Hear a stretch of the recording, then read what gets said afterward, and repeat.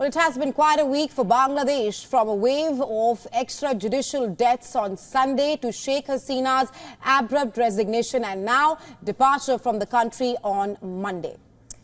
Now, the nation might finally be coming back on track. This after Nobel laureate Muhammad Yunus took oath as the head of Bangladesh's interim government.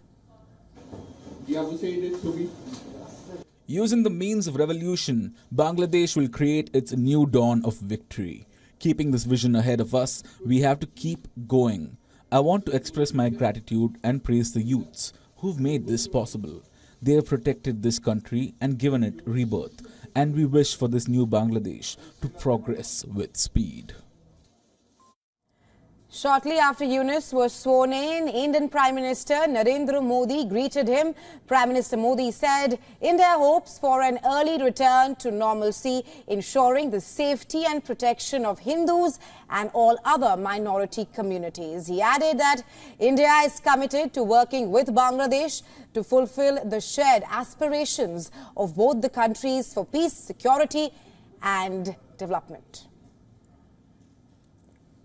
Nobel Peace Laureate Muhammad Yunus was sworn in as leader of Bangladesh's new interim government on Thursday. Yunus made an emotional return home to Bangladesh after weeks of student protests killed about 300 people and injured thousands, forcing Prime Minister Sheikh Hasina to resign and flee to neighbouring India. A harsh critic of Hasina, the 84-year-old arrived in Dhaka from Paris, where he'd been receiving medical treatment. Protesters had backed him to head the caretaker government, which is tasked with holding elections for a new leader. People in the capital, Dhaka, welcomed his appointment, hoping for a new era in Bangladeshi politics. The example that the young generation is set of giving this country a rebirth, we are expecting that Yunus will be able to take it further to reconstruct our nation.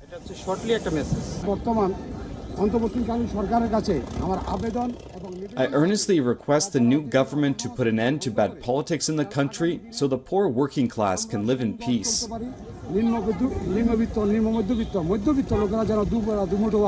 The economist, known as the banker to the poor, received the 2006 Nobel Peace Prize for founding a bank that pioneered the fight against poverty through small loans to needy borrowers.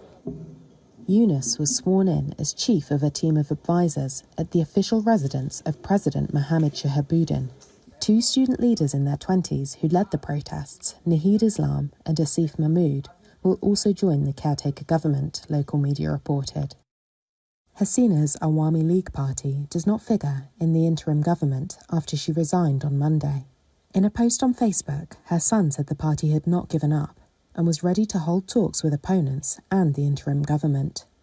Hasina's flight from the country came after she ruled for 20 of the last 30 years, after winning a fourth straight term in January. The student-led movement that ousted Hasina grew out of protests against quotas in government jobs that spiralled in July, provoking a violent crackdown, though the government denied excessive use of force. The protests were fuelled also by harsh economic conditions and political repression in the country.